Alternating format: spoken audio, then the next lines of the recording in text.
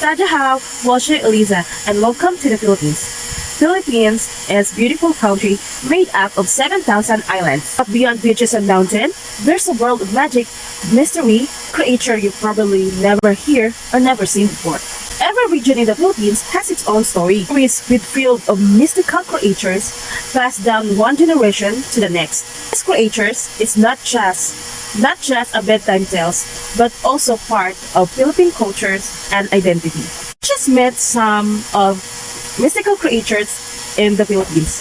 In Philippine folklore, all mystical creatures are scary, are kind, protective, and powerful, watching over forests, rivers, and also people. Meet the Diwata, are natural spirits, fairies who live in the forest. Waterfalls and rivers and caves. They are beautiful, kind, and respectful to the visitors. Diwata can grant a good fortune, protect nature, and sometimes offer a magical gift. Next, the Encanto. Encanto look like an ordinary people, but live hidden in a magical kingdom. Sometimes, they invite lucky humans to their kingdom, offering feast, comfort, also blessing. They are sign of mystery, protection, and harmony in the forest. Then, there is a Capre. Capre, they look scary, hairy, but they are the guardian of nature, or the forest. So, Capre loves smoking. The Capre watching over the trees and scares away those who try to harm the land. This kind of creature are more than just a myth. They remind us to respect nature, to be kind, and to stay connected with our roots. In the story of the Philippines, in magic can protect and bless. Daja, how? I am Lady Monique Labaya from Christian Colleges of Southeast Asia, Philippines. And let's continue our topic about Philippine mythology. The next creature is about a mischievous creature. A mischievous creature is a supernatural being or spirit known for playing tricks, causing confusion, or getting into harmless and sometimes harmful trouble. In folklore, these creatures often don't mean serious harm but love to confuse, prank, or challenge humans who cross their paths or disrespect their territory. One of the example of mischievous creature is the tikbalang. The tikbalang is a tall mythical creature with the body of a man and the head and legs of a horse, often found in mountains and deep forests. It enjoys confusing travelers by making them feel like they are walking in circles, even if they know the path well. To escape its spell, people turn their shirts inside out or ask for permission before entering its territory. The tikbalang may seem scary, but its power lies mostly in trickery rather than true harm. And the next mischievous creature is the Nuno sa Punso.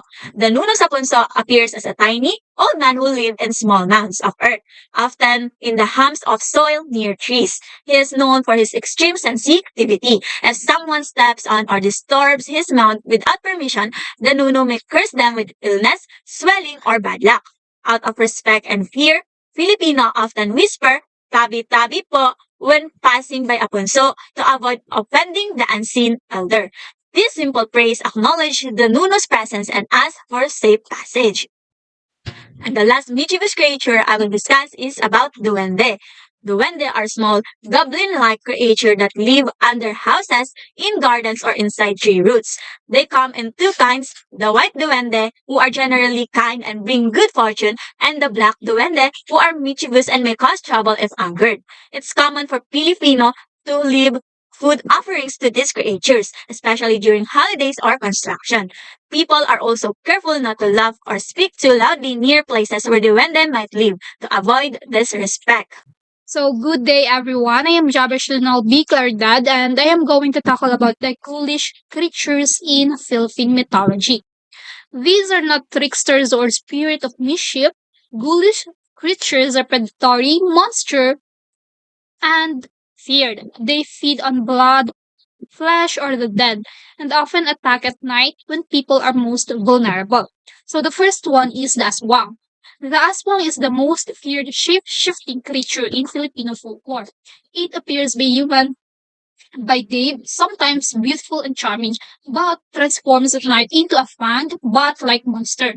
It preys on humans, especially pregnant women and children, using a long tongue to suck out the blood or internal organs while the victim sleeps.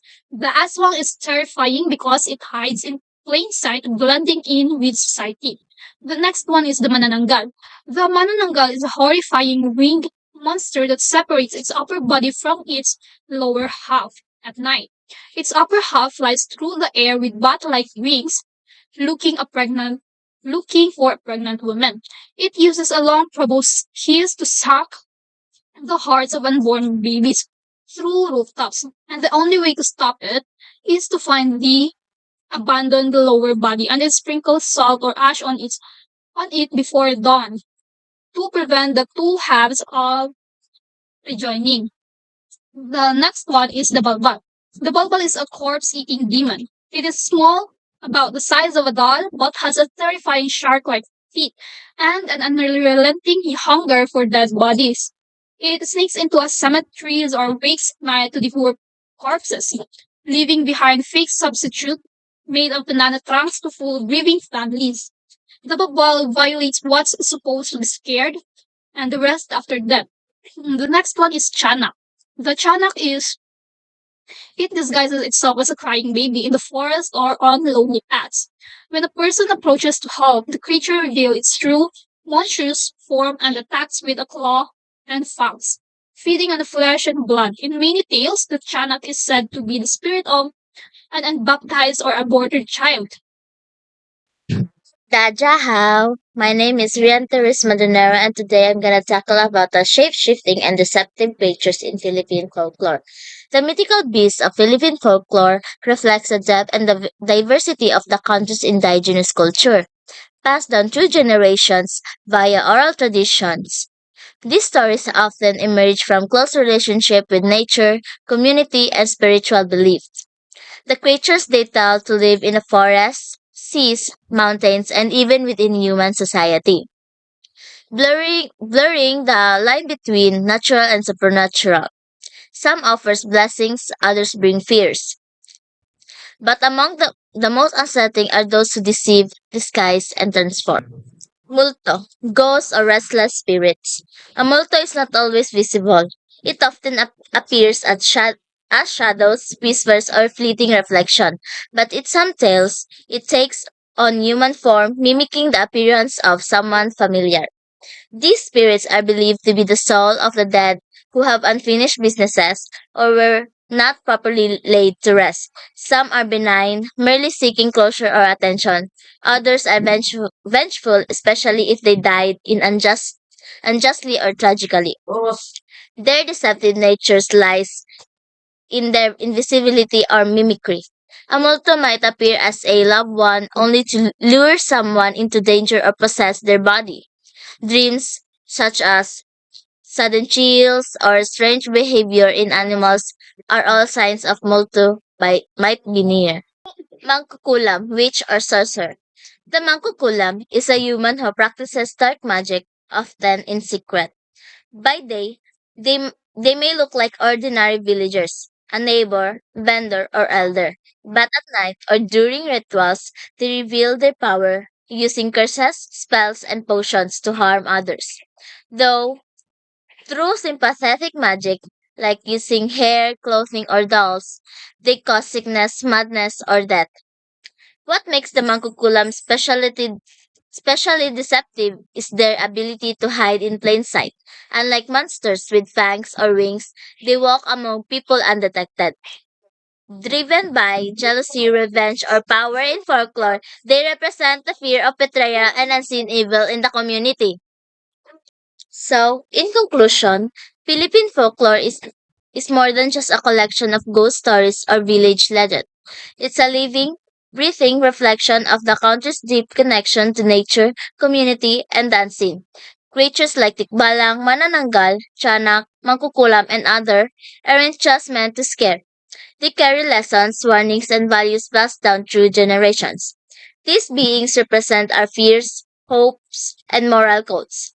They remind us to respect the environment, honor the dead, protect the innocent, and beware of what lies beyond the surface. Whether playful, terrifying, or deceptive, each creature tells a story, not just about the supernatural, but about who we are as people. In the end, these myths are not just about monsters, they're about us, and the world we continue to shape through the stories we choose to remember. That's all, thank you.